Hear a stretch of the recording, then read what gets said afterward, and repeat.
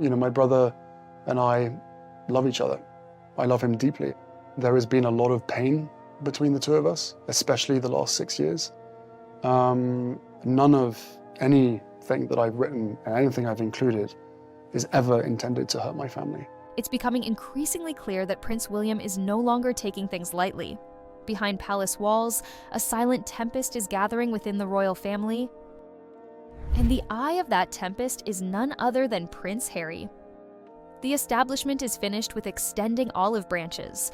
No more official statements hinting at reconciliation, no more quiet efforts to mend fences. William is reportedly outlining a long-term strategy for the monarchy. And that strategy doesn't include his younger brother, not because of the book or the interviews or even the Netflix deals. No, the issue runs much deeper than that. It traces back to the very moment Meghan Markle first entered the royal spotlight. And also squashes this idea that somehow my wife was the one that destroyed the relationship between these two brothers. Now, let's go back for a moment. You recall the royal wedding, don't you? It was billed as this revolutionary modern twist on centuries of tradition. Everyone was applauding, smiling, cheering for this American actress joining the most exclusive family in the UK. But there was a point barely discernible unless you were paying close attention when things took a turn. Meghan and Harry walked right past the Queen and never paused. No curtsy, nothing. And that, believe it or not, is where the genuine rift began. You see, in the royal world, tradition isn't just a costume, it is the very backbone of everything. And curtsying to the Queen, that's not some optional gesture. It is the moment you declare, I comprehend the significance of this family and I embrace it. But Meghan, with all her acting experience and poised for the cameras, missed that mark. And no one at the palace believed it was accidental. They had rehearsals. They went through every moment of that ceremony like a film script. That instant of deference, of acknowledgement was in there, and she bypassed it. Some people attempted to rationalize it. Nerves, an oversight, confusion. But insiders claim William saw something else entirely. A woman who had no intention of abiding by the rules from the very beginning.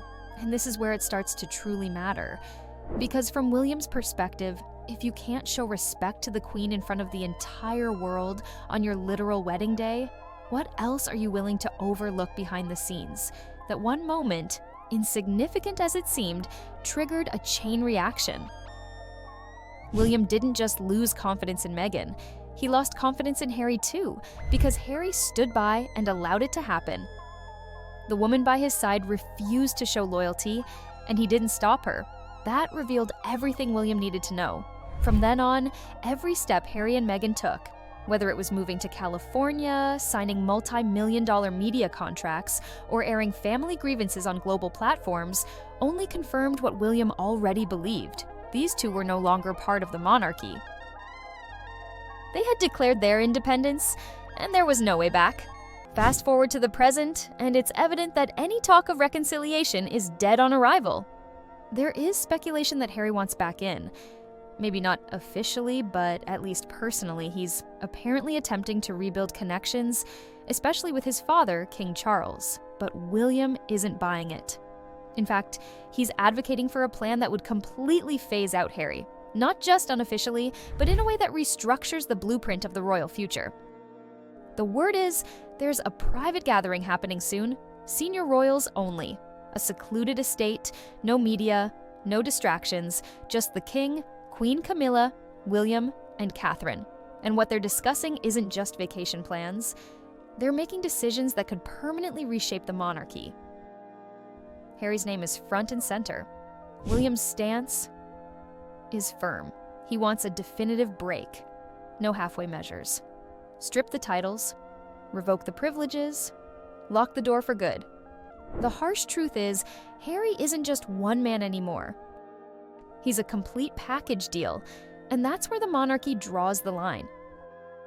It's not just about dealing with Harry, it's about accepting Meghan, the children, and everything that accompanies their new lifestyle. To William, this isn't a family drama anymore, it's a security threat, a reputational risk, and an emotional minefield all in one. He views Meghan not as a misunderstood outsider, but as someone who blatantly rejected royal tradition, then monetized her experience for profit and attention. And to him, that makes her a danger to everything the crown represents. From the very start, Meghan forged her own path. She maintained control over things most royal brides would have deferred, like her wedding dress, which Queen Elizabeth reportedly never saw beforehand. That alone sent ripples through the palace, not out of vanity or control issues, but because it violated a long-standing unwritten trust. The Queen, even at her age and status, was not afforded the simple courtesy of reviewing what the future Duchess would wear walking down the aisle. It was a break in protocol that stated loud and clear, "I follow my own rules." Now you add that on top of the infamous Oprah interview, the Spotify exits, the Netflix series, and Harry's book Spare, and you begin to see the full picture forming in William's mind. It isn't a few bad decisions, it is a pattern of choosing spectacle over duty, the limelight over privacy, and a personal narrative over family unity. William believes Harry allowed all of this to happen. And if Harry is allowed back in, even partially, Meghan's influence comes right in with him. This is no longer about forgiveness. It is about managing risk. The senior royals are meeting not just to converse or express sentiments. They are preparing to safeguard the future. One plan reportedly on the table is the complete removal of royal titles, including Harry and Meghan's HRH statuses, and possibly even those of their children. To outsiders, that may sound cold or vindictive, but inside palace walls, it is viewed as a necessary reset. William's vision of a modern monarchy has no room for ambiguity or open wounds.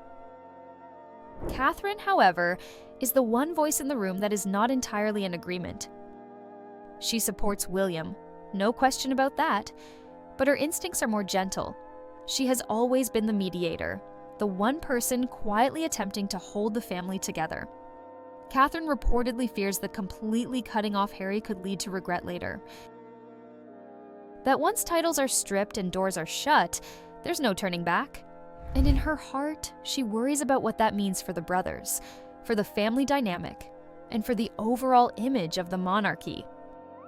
Still, she understands the stakes.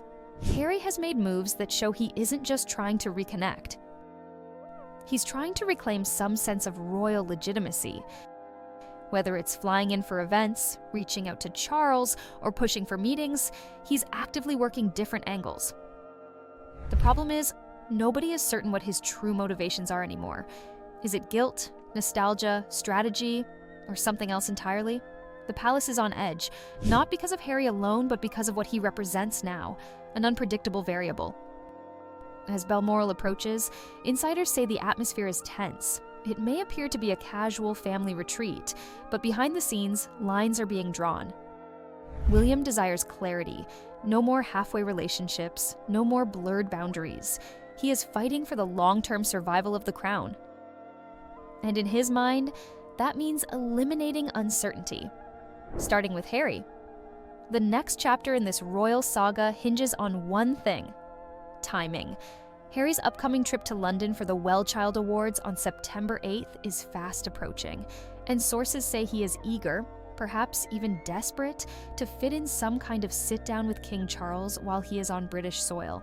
But the palace schedule is packed, and Harry isn't exactly high on the priority list, especially not with Balmoral just days away, where crucial decisions about the monarchy's future will be discussed behind closed doors.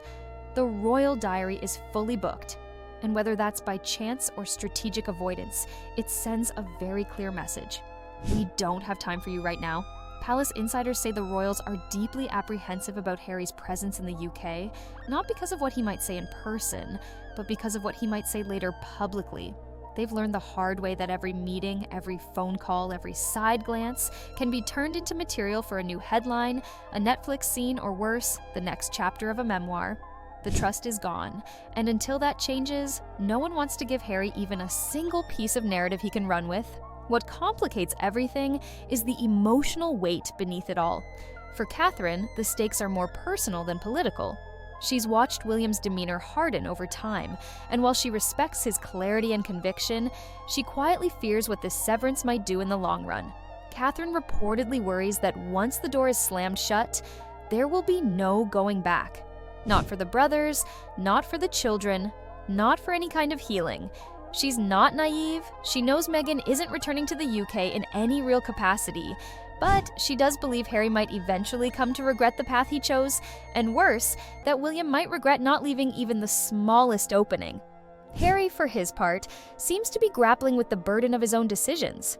Sources close to him say he is becoming increasingly aware that his children may grow up completely disconnected from the traditions and relationships he once knew. They don't know their cousins. They don't attend royal events. They don't have a place within the family rhythm. That realization is reportedly impacting Harry harder than anyone anticipated.